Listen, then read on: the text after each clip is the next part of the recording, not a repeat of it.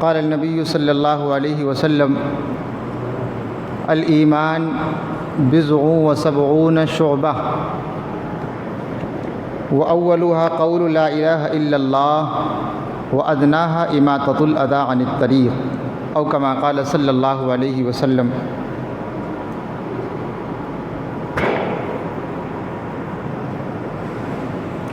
اللہم صلی علی محمد وعلی آل محمد کما صلیت علی ابراہیم وعلی آل ابراہیم انک حمید مجید۔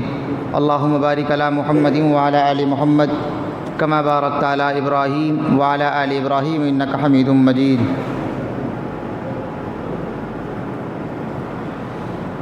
محترم سامعین کرام، اللہ تبارک و تعالی کا کرم اور اس کا فضل ہے کہ خالق کائنات نے ہم سب کو ایمان والا بنایا، اور یہ ذی الحجہ کا مہینہ عطا فرمایا اور قربانی کرنے کی توفیق عطا فرمائی۔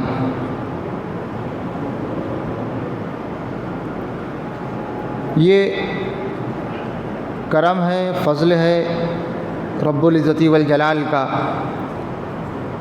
مدنی آقا جناب محمد الرسول اللہ صلی اللہ علیہ وسلم کا فرمان ہے الایمان بضع وسبعون شعبہ، ایمان کے 70 سے زیادہ شعبے ہیں، 70 سے زیادہ قسمیں ہیں۔ ان میں سب سے افضل اگر کوئی شعبہ ہے تو وہ ہے لا الہ الا اللہ کہنا۔ اور اس ذی الحجہ کے مہینے میں 9 عرفہ سے لے کر کے فجر سے لے کر کے 13 ذی الحجہ تک عصر تک تکبیر کہی جاتی ہے۔ قرآن مجید پڑھیے تو نظر یہ آتا ہے، قرآن یہ کہہ رہا ہے کہ تکبیر کہیے۔ اس وجہ سے اللہ تبارک و تعالی نے آپ کو ہدایت عطا فرمائی، وَلِتُكَبِّرُوا اللَّهَ عَلَى مَا هَدَاكُمْ۔ صحابہ کرام کے بارے میں منقول ہے کہ صحابہ کرام ان دنوں میں تکبیر صرف ہر فرض نماز کے بعد نہیں کہتے تھے، بلکہ جب موقع ملا تکبیر کہتے تھے۔ اور تکبیر کے الفاظ کیا ہیں؟ اللہ اکبر لا الہ الا اللہ واللہ اکبر وللہ الحمد۔ یہ تکبیر ہے۔ کیا مطلب؟ عید کی نماز میں عید الفطر کی نماز ہو یا عید الاضحیٰ کی، اور یہ خوشی کے دن ہیں، ایمان والوں کے لیے 2 عیدیں ہیں اور کوئی عید نہیں ہے۔ اور خوشی کا تقاضا یہ ہے کہ یہ عید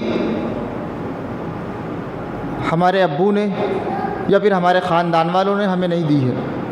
یہ عید اس خالق کائنات کی دین ہے جس نے ہم سب کو پیدا کیا، ہم سب جس کے محتاج ہیں، اور ہمیں اسی کی تعریف کرنی ہے۔ کسی نے اپنے انداز میں کہا، میں اس کی حمد کرتا ہوں، میں اس کے در کا منگتا ہوں، میں اس کی حمد کرتا ہوں، میں اس کے در کا منگتا ہوں کہ جس کے در پہ جا کر ہر اداسا ٹھہر جاتا ہے، جو دکھیاروں کی سنتا ہے، جو بچھڑوں کو ملاتا ہے، جو دکھیاروں کی سنتا ہے، جو بچھڑوں کو ملاتا ہے، جو ہر منگتے کو دیتا ہے، جو ہر منگتے کا داتا ہے، اور نہیں تفریق اس کے یہاں، وہ سب کے کام آتا ہے۔ میں اس کی حمد کرتا ہوں، میں اس کے در کا منگتا ہوں، میں جب بھی کاسا اٹھاتا ہوں اسی کے در پہ جاتا ہوں۔ کاسا کہتے ہیں کٹورے کو۔ میں جب بھی کاسا اٹھاتا ہوں اسی کے در پہ جاتا ہوں، مجھے جو بھی ضرورت ہو اسی کے در سے لاتا ہوں۔ تکبیر یہ اللہ اکبر لا الہ الا اللہ یہی ہے۔ خوشی کا دن ہے، اللہ نے عنایت فرمایا اور باقاعدہ خوشی عطا کی۔ بہت سے ایسے لوگ ہیں جو خوشی نہیں مناتے۔ گھر میں اگر چھوٹے بھائی کی یا سب سے چھوٹی بہن کی یا بڑے بھائی کی شادی ہو اور ان میں سے ایک بھائی خنسی ہو، اور ہمارے یہاں پھپھا جو لوگ ہوتے ہیں وہ ایسا ہی ہوتے ہیں، ہم نے جانا ہی نہیں ہے، ہم نہیں جائیں گے، بلایا تھوڑی نہ تھا، آئے کاٹ دے کے چلے گئے، ہمیں کہہ تو دیتے ایک مرتبہ۔ ایک خوشی کا دن ہے، شادی ہے، آدمی کو نہیں بلایا یا پھر کاٹ دے دیا، موقع نہ ملا تو خنس میں ہم لوگ جاتے نہیں ہیں۔ ایسا ہم لوگ کرتے ہیں، ایمان والوں کی بات ہے، ہم لوگ ایسا کرتے ہیں۔ لیکن یہ جو عید ہے یہ اللہ تبارک و تعالیٰ کی دین ہے. اللہ نے خوشی عنایت بھی فرمائی اور باقاعدہ خوش رہنے کا طریقہ بھی سکھلایا. اور جب خوشی اللہ نے دی ہے تو اللہ تبارک و تعالیٰ کی سب سے زیادہ تعریف کی جائے گی. یہی وجہ ہے نماز میں جتنی مرتبہ اللہ اکبر آیا کرتا تھا اب الفاظ بڑھا دیے گئے. اب آپ اور کیجئے، پہلی رکعت میں 3 اور دوسری رکعت میں 3. اور بعض علماء نے یہاں تک کہ لکھا ہے کہ خطبے میں بھی پہلے خطبے میں 9 مرتبہ مسلسل آپ کہیے اللہ اکبر لا الہ الا اللہ، اللہ سب سے بڑا ہے، اللہ سب سے بڑا ہے، کوئی معبود نہیں اس کے علاوہ، وہ اکیلا ہے اور تنہا ہے، کوئی شریک نہیں اس کا، واللہ اکبر اللہ اکبر، اور اللہ سب سے بڑا ہے اور اللہ سب سے بڑا ہے. تمام تعریفیں صرف اور صرف اسی اللہ کے لیے. کتنے جامع الفاظ ہیں. اور نماز میں بار بار یہ الفاظ دہرائے جا رہے ہیں، اللہ اکبر اللہ اکبر، اللہ سب سے بڑا ہے، اللہ سب سے بڑا ہے. اور یہ اللہ کیوں اتنا بڑا ہے؟ قرآن کہہ رہا ہے وَلِتُكَبِّرُ اللَّهَ، اللہ تبارک و تعالیٰ کی بڑائی بیان کیجئے صرف ایک وجہ سے. بہت اچھی وجہ ہو سکتی، کھانا دیا، گوشت کھایا، بھنا ہوا گوشت کھایا، یہ سب نعمتیں ہیں اللہ تبارک و تعالیٰ کی. قرآن کہہ رہا ہے کلو، کھاؤ یار، واشربو، پیو بھی. قرآن کہہ رہا ہے وَلَا تُسْرِفُوا، اور ہاں حد سے زیادہ مت کھا لینا. بھونا گوشت ملا سود دیا، یا پھر اتنا کھا لیا کہ عشاء کی نماز کے لیے ہمت نہ ہوئی. اسراف نہ کیجیے، یہ بھی قرآن کہہ رہا ہے. لیکن اللہ تبارک و تعالیٰ کہہ رہا ہے تکبیر اور اللہ کی بڑائی آپ صرف اس وجہ سے بیان کیجیے علی ما ہداکم، علی ما ہداکم، کیونکہ ہدایت دینے والا صرف اور صرف ایک ہے، اللہ. وَتُعِزُّ مَن تَشَاءُ وَتُذِلُّ مَن تَشَاءُ، عزت اللہ دیتا ہے، سسر دیتا ہے، داماد دیتے ہیں. ان کی کیا اوقات ہے یار، ان سب کی کوئی اوقات نہیں. عزت دینے والا صرف اور صرف اللہ ہے. یہی اللہ کہہ رہا ہے اللہ کی آپ تکبیر کیجیے، اللہ کی بڑائی بیان کیجیے اس وجہ سے کہ اللہ نے آپ کو ہدایت دی. اور ہدایت نہ ہوتی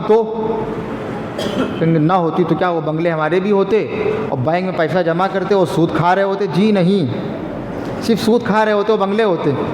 پیشاب کون پیتا ہے؟ ارے گوبر سے کون نہا رہا ہے؟ سب جانتے ہیں. اچھا ستم بالائے ستم، یہ ہمارے ایمان والوں کے اندر یہ برائی آ گئی ہے. کہیں گے یار یہ کون سا ثواب ہے، آپ ایک جانور کو ذبح کیجئے اور جو ہے اچھا بھلا جانور، خوبصورت جانور، آپ یہ رحم کے خلاف ہے، یہ انسانیت کے خلاف ہے. کہیں گے صحیح کہہ رہے ہو. یہ غیر ایمان والے اعتراض کرتے ہیں اچھا ہم لوگ بڑے بولے والے، بات تو آپ صحیح کہہ رہے ہیں، جواب دے نہیں پاتے ہیں. جواب نہیں دیا جاتا ہے، ایسی باتوں کا جواب نہیں دیا جاتا ہے، بلکہ ایک سوال اور کر لیا جاتا ہے. کیا سوال؟ کیا کہنے لگے؟ اس رحم کے خلاف سمجھ ملے، اس میں بھی ثواب ملتا ہے. اچھا والا خوبصورت جانور، اللہ اکبر، جانور دیکھیے کتنے خوبصورت ہوتے، دیکھ کے دل کرتا ہے بھی گلے سے لگا لیں. بہت سے بکرے ایسے ہیں لوگ گلے سے لگاتے، محبت ہوتی ہے. اور صحابہ کرام یہی کیا کرتے تھے.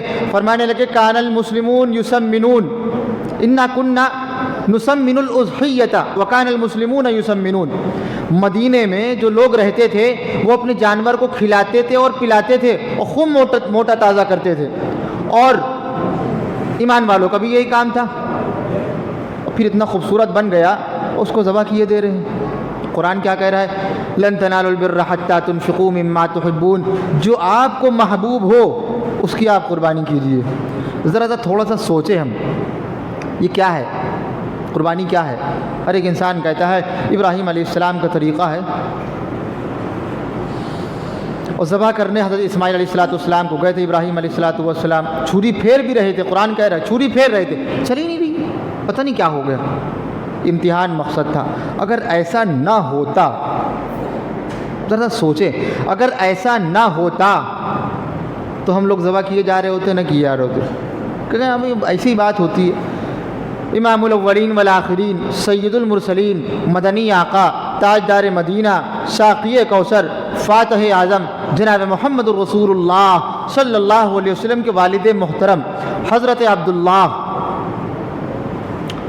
بڑے خوبصورت تھے، بہت خوبصورت تھے یہ. اور ان کے ابا نے منت مانی تھی کہ اگر یہ ہوں گے تو میں، اتنے لڑکے ہو گئے تو میں ایک لڑکا ذبح کر دوں گا. 10 لڑکے ہو گئے. اب ان کی باری آئی. امام الاولین والآخرین کے والد محترم کی بھائی منت مانی تھی، ذبح تو کرنا ہی کرنا ہے. لیکن پیارے اتنے تھے دل نہیں کر رہا تھا. تو اس وقت لوگوں نے یہ بات کہی آپ ان کی جانب سے قرآن اندازی کیجیے، یعنی پرچی اچھالیے اور ایک طرف حضرت عبداللہ کو بیٹھائیے اور دوسری طرف اونٹ رکھیے. قرآن اندازی کی گئی، قرآن نکلا حضرت عبداللہ کے نام. کہیں گے کام کرو پھر 10 اونٹ اور بڑھا دو. اسی طریقے پر نہ جانے تقریباً کتابوں میں لکھا ہے 100 اونٹ ہو گئے تھے اور حضرت عبداللہ کی جانب سے قربان کیے گئے. پتہ چلا یہ سلسلہ شروع سے چلتا چلا آ رہا ہے، یہ کوئی نئی چیز نہیں ہے. لیکن امام الاولین والآخرین نے فرمایا نہیں، قربان انسانوں کو نہیں، لڑکوں کو نہیں، بلکہ جانوروں کو کیا جائے گا، اور وہ جانور جس سے محبت ہو. اچھا ہم لوگ کیا کرتے ہیں، رات میں گئے جانور لے کے آئے اور صبح ذبح کر دیا. محبت پیدا ہوئی؟ کیونکہ محبت کا تقاضا یہ ہے آپ اسے کھلائیے، آپ اسے بلائیں تو وہ آئے. جب آپ قربان کریں گے تو آنکھوں سے آنسو بھی آئیں گے. یہی اپنی محبوب چیز اللہ کے آگے قربان کرنا ہے. بہرحال ہم لوگ ایسا نہیں کرتے، لیکن پھر قربانی پھر بھی ادا ہو جاتی ہے. امام الاولین والآخرین جناب محمد رسول اللہ صلی اللہ علیہ وسلم کے الفاظ مبارکہ جو بھی ہم نے آپ کے سامنے پڑھے، آپ نے فرمایا اماطۃ الاذی عن الطریق. ایمان کے 70 سے زیادہ شعبے ہیں. سب سے پہلا اور سب سے افضل شعبہ اگر کوئی ہے وہ ہے لا الہ الا اللہ کہنا. اچھا سب سے ادنا کیا ہے یہ بھی بتا دیا. اماطۃ الاذی عن الطریق، اماطۃ الاذی عن الطریق مسلم شریف کے الفاظ ہیں، راستے سے تکلیف دہ چیز کو دور کرنا. اچھا جملہ بڑا عجیب ہے، اس موقع پر آپ کسی سے کہہ دیجیے. انہوں نے کہا ہاں اس میں بات تو بالکل صحیح ہے. کہیں گے راستے میں اگر کوئی چیز پڑی ہو گندی، گزرنے والے کو تکلیف ہو رہی ہے، آپ اسے ہٹا دیجیے. ہم لوگ ہٹاتے تو دور کی بات ہے، وہیں پر بیٹھے اور سوسو کرنا شروع کر دیا. اچھا کس کو خوشی ہوتی وہاں سے گزر رہا ہوتا ہے، اور بعض لوگ تو بیچارے ایمان والے ہونے کے باوجود کھڑے کھڑے پیشاب کر رہے ہیں. شرم نہیں آتی نا ہمیں؟ اچھا ہمیں شرم کیوں نہیں آتی پتہ ہے؟ امام الاولین والآخرین کے الفاظ مبارکہ جگہ جگہ پر بات ہمیشہ یہی کہی جاتی ہے، کوئی بھی ایسا مسئلہ نہیں، کوئی بھی ایسا مسئلہ نہیں نبی نے جس کو سلجھایا نہیں. ان الحیاء والایمان قرناء جمیعا اذا رفع احدهما رفع الاخر. ایمان اور حیا یہ دونوں ملے ہوئے ہیں. ایسا نہیں ہے کہ ایماندار ہو اور اس کے اندر حیا نہ ہو. ہاں جو بے ایمان ہے اس کے اندر بے حیائی ہوگی، لیکن ایمان والا ہے اس کے اندر حیا ہونا لازمی ہے. اگر حیا نکال لی گئی تو ایمان نکل جائے گا. اچھا ہم لوگ کی زبان پر ایک جملہ کیا کہتے ہیں، جو کرے شرم اس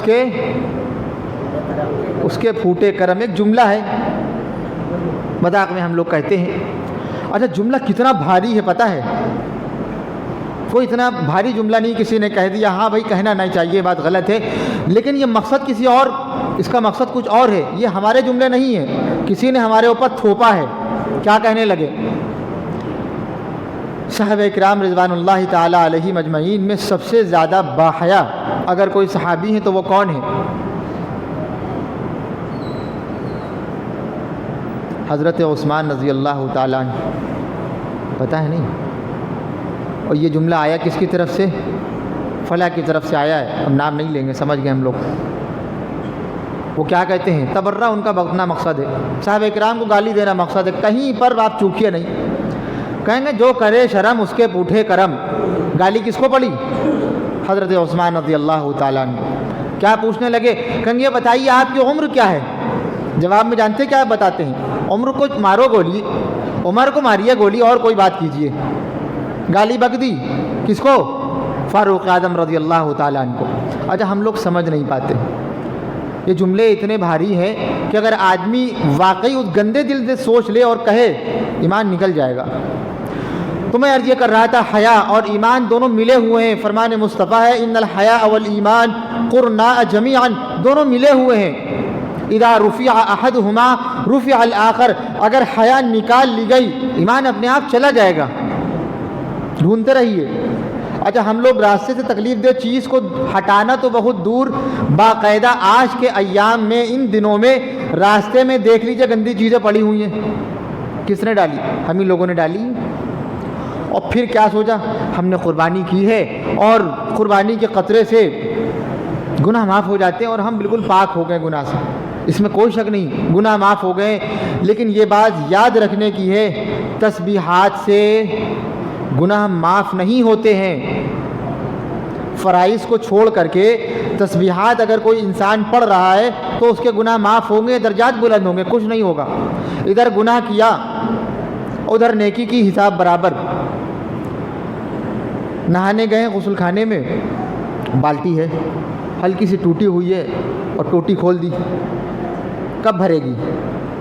ادھر سے پانی بھر رہا ہے ادھر سے نکل رہا ہے، وہ بیچ سے جو چٹکی ہوئی ہے۔ یہی ہمارا حال ہے۔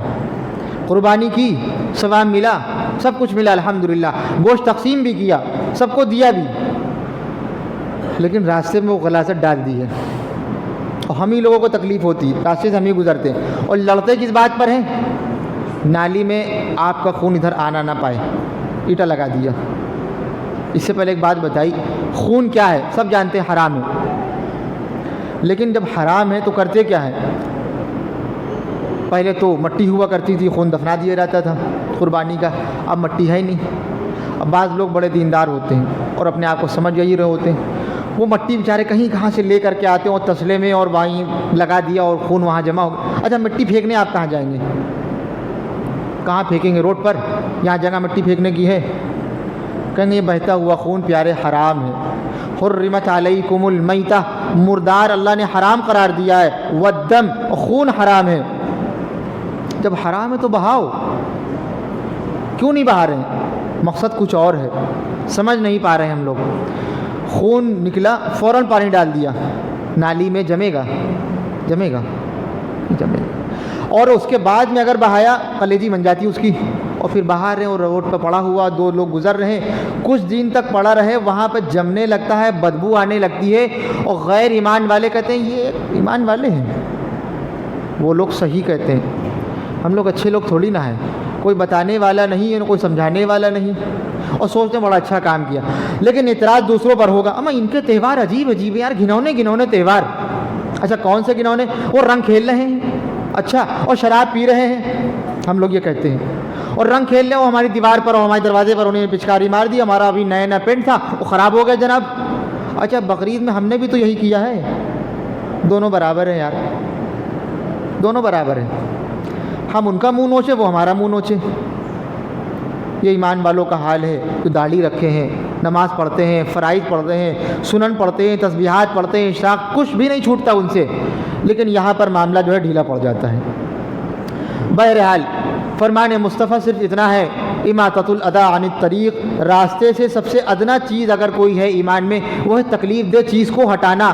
ہم لوگ ہٹانے کی بات تو بہت دور ہے، راستے میں لا کر کے رکھ دیتے ہیں، اور آپ کسی سے کہیے ارے خان صاحب ہٹا تو لیتے، میں پتہ ہے آپ کو، وہ ڈانٹنے لگے، اور بہت سے لوگ مارے ان کی زبان کے کچھ کہتے بھی نہیں ہیں، ارے یار ان کو منہ نہ لگو، کیا فائدہ، ابھی جو 3-4 جو ہے سنا دیں گے۔ اچھا افسوس کی چیز ہے یا نہیں ہے؟ بہت افسوس کی چیز ہے، اسی وجہ سے ہمارا ایمان بدنام ہے، لوگ ہمیں باقاعدہ طور پر بدنام کرتے ہیں۔ کون اتنے میں لوگ بیٹھے ہیں جو دہشت گرد ہیں؟ آج تک کسی نے کسی انسان کو مارا؟ ارے ہم لوگ تو اگر کسی کو مار بھی دیتے تو افسوس ہوتا ہے یار غصے میں مار دیا تھا یار، وہ معاف کرنا یار، ہمیں ایسا نہیں کرنا چاہیے تھا۔ الزام ہمارے اوپر لگ رہا ہے ہم دہشت گرد ہیں۔ مدارس میں ہمارے یہی پڑھائی ہوتی ہے، لوگوں کو مارو، وہ جو کہہ رہے ہیں وہ اپنی جگہ غلط ہے، لیکن کچھ تو دیکھا انہوں نے، روڈ پہ گندگی پڑی ہوئی ہے اور نہ جانے کیا کیا ہے۔ اب یہ تقریر کا مقصد تو نہیں تھا، چند باتیں آ گئی ہیں، اللہ تبارک و تعالیٰ بس سمجھنے کی اور صحیح طریقے پر دین پر چلنے کی توفیق عطا فرمائے۔ یہ حدیث جو تھی یہ مسلم شریف کے الفاظ ہیں اور یہ امام الاولین والآخرین کے نورانی الفاظ ہیں، اللہ تبارک و تعالیٰ عمل کی توفیق عطا فرمائے۔ وآخر دعوانا ان الحمد للہ رب العالمین۔ سنتیں پڑھ لیجیے۔